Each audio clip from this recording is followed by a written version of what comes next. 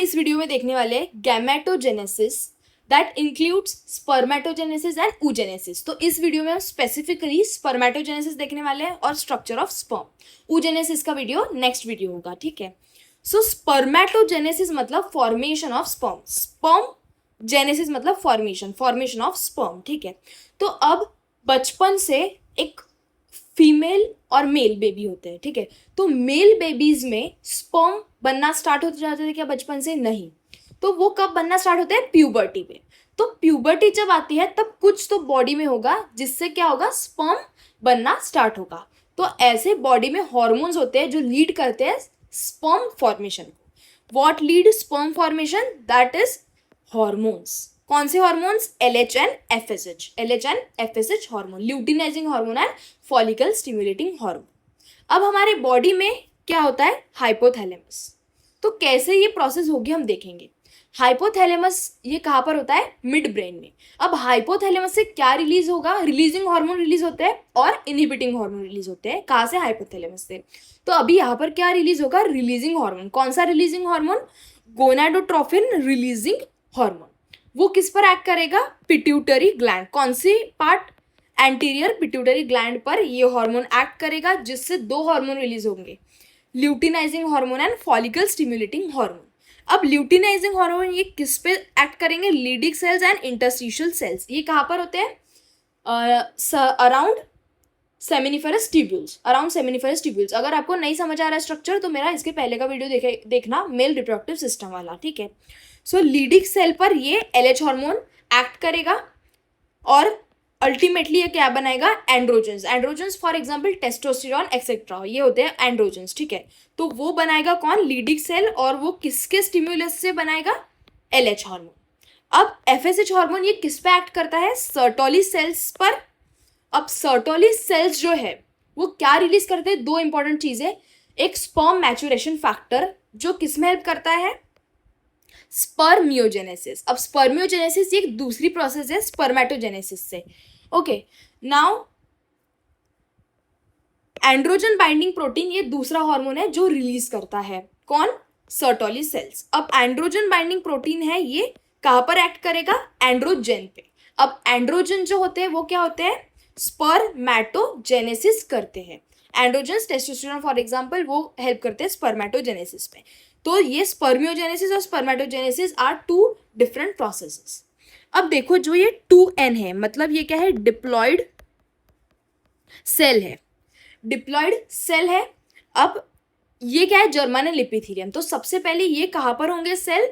हमारे seminiferous tubules में होंगे। तो वहाँ पर स्पर्मेटोगोनियम से स्पर्मेटोगोनिया बनेंगे बहुत सारे माइटोसिस प्रोसेस से। अभी हम ये ग्रोथ क्यों कर रहे हैं? क्योंकि हमें बहुत सारे स्पर्म की नीड है, इसीलिए बहुत सारे पहले हम स्पर्मेटोगोनिया बनाएंगे, उससे हम स्पर्म या फिर स्पर्मेटोजोआ बनाएंगे, ठीक है। तो अभी हम आ गए स्पर्मेटोगोनियम पर। पहले माइटोसिस से स्पर्मेटोगोनियम से स्पर्मेटोगोनिया बना, अब स्पर्मेटोगोनिया से स्पर्म्स बनेंगे। कैसे? स्पर्मेटोगोनिया की ग्रोथ होगी, माइटोसिस होगा, ठीक है, उससे बनेंगे प्राइमरी स्पर्मेटोसाइट। अब प्राइमरी स्पर्मेटोसाइट ये 2N होते हैं, ठीक है, और सेकेंडरी स्पर्मेटोसाइट ये N होते हैं, मतलब हैप्लॉइड होते हैं और ये डिप्लॉइड होते हैं, ठीक है। तो प्राइमरी स्पर्मेटोसाइट में क्या होगा? मियोसिस 1 प्रोसेस होगी जिसमें वो लिप्टोटीन वगैरह फेज होती है ना, वो तो वो बने, उससे क्या होगा? सेकेंडरी स्पर्मेटोसाइट बनेगा, हैप्लॉइड सेल्स बनेंगे, ठीक है। अब इसमें मियोसिस 2 होगी, मतलब मियोसिस 2 कैसे प्रोसेस होते हैं? Same as mitosis. तो इसमें प्लॉइडी सेम रहेगी लेकिन नंबर बढ़ जाएगा, ठीक है। तो N4 स्पर्मेटिड बन गए हमारे। क्या बन गए? स्पर्मेटिड। अब स्पर्मेटिड कैसे है? नॉन मोटाइल सेल्स है। और स्पर्म कैसे होते हैं? मोटाइल सेल्स है। तो उसमें क्या होगा? डिफ्रेंसिएशन होगा। तो उस प्रोसेस को हम क्या बोलते हैं? स्पर्मियोजेनेसिस। अब ये डिफ्रेंसिएशन के लिए न्यूट्रिशन कहाँ से लेता है? सर्टोली सेल्स से, ठीक है। अब स्पर्मेटिड से स्पर्म बनेंगे स्पर्मियोजेनेसिस के प्रोसेस से, ठीक है। और ये नॉन मोटाइल है और स्पर्म्स कैसे होते हैं? मोटाइल। स्पर्मेटोजोआ ये कैसे होते हैं? मोटाइल सेल्स होते हैं। तो ये हमारे बन गए स्पर्म्स। ओके, फॉर्मेशन ऑफ ये स्पर्म्स इज स्पर्मेटोजेनेसिस, ठीक है। अब हम आते हैं स्पर्मिएशन। What is spermiation? जब स्पर्म बन जाते हैं तो वो न्यूट्रिशन लेते हैं, किससे किससे न्यूट्रिशन लेंगे वो, सर्टोली सेल्स से, ताकि वो और ज़्यादा मैच्योर हो पाए, ठीक है। तो सर्टोली सेल्स से जो न्यूट्रिशन लेकर वो ल्यूमन में इकट्ठे होंगे, किसके ल्यूमन में, सेमिनिफेरस ट्यूब्यूल के, उस प्रोसेस को हम बोलते हैं, क्या बोलते हैं, स्पर्मिएशन।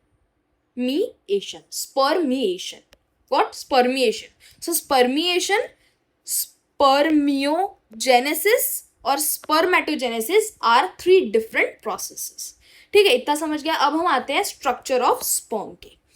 अब स्ट्रक्चर ऑफ स्पर्म में क्या क्या है, प्लाज्मा मेम्ब्रेन जो हर सेल में होती है, अब उसमें कुछ ऑर्गेनेल भी होते हैं, तो इस स्पर्म में वो मॉडिफाई हो चुके होंगे। तो एक्रोसोम, एक्रोसोम ये किससे बनता है, गोल्जी बॉडी से। उसमें बहुत सारे क्या होते हैं, हाइड्रोलिटिक एंजाइम, जो किस में हेल्प करते हैं, स्पर्म को ओवम के अंदर जाने में, वॉल को ब्रेक करने में हेल्प करते हैं, हाइड्रोलिटिक एंजाइम्स, हाइड्रोलिटिक एंजाइम्स, ठीक है। अब आते हैं हम न्यूक्लियस पे। न्यूक्लियस के अंदर क्या होगा, ऑफकोर्स जेनेटिक मटेरियल, जो स्पर्म में कैसा होगा, हैप्लॉइड, दैट इज एन, मतलब 23 क्रोमोसोम्स इसमें होंगे, किसमें, जेनेटिक मटेरियल में। अब आते हैं हम नेक पर। अब नेक रीजन में 2 सेंट्रियोल्स होते हैं, proximal centriole and distal centriole.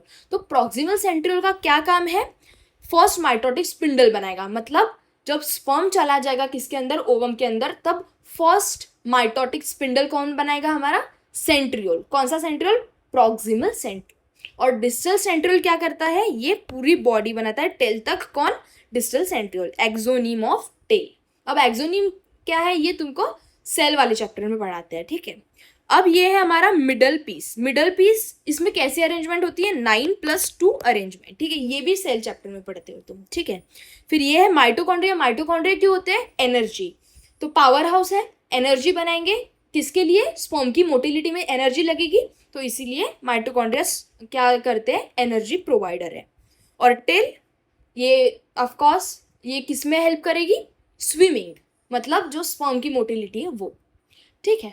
तो ये हो गया हमारा structure of sperm and spermatogenesis. अगर आपको अच्छा लगा हो वीडियो तो सब्सक्राइब कीजिए, बेल आइकन को क्लिक कीजिए, ताकि आपको सारे अपडेट्स आए इस चैनल के लिए, चैनल को लेकर। और देखिए, मतलब अभी ये मेरा न्यू चैनल है, लेकिन अभी मैं इसमें सारे वीडियोस डालने वाली हूँ, किसके, 12th प्लस नीट, ओके। तो ऐसे टॉपिक्स रहेंगे, जो ऐसी इंफॉर्मेशन रहेगी इस वीडियोस में, जो 12th के स्टूडेंट्स भी देख सकते हैं, सीबीएसई के भी और नीट के भी, मतलब सारी इंफॉर्मेशन एक ही वीडियो में, ठीक है। So thank you. आपको अच्छा लगा हो तो सब्सक्राइब कीजिए, लाइक करिए वीडियो को। Thank you so much.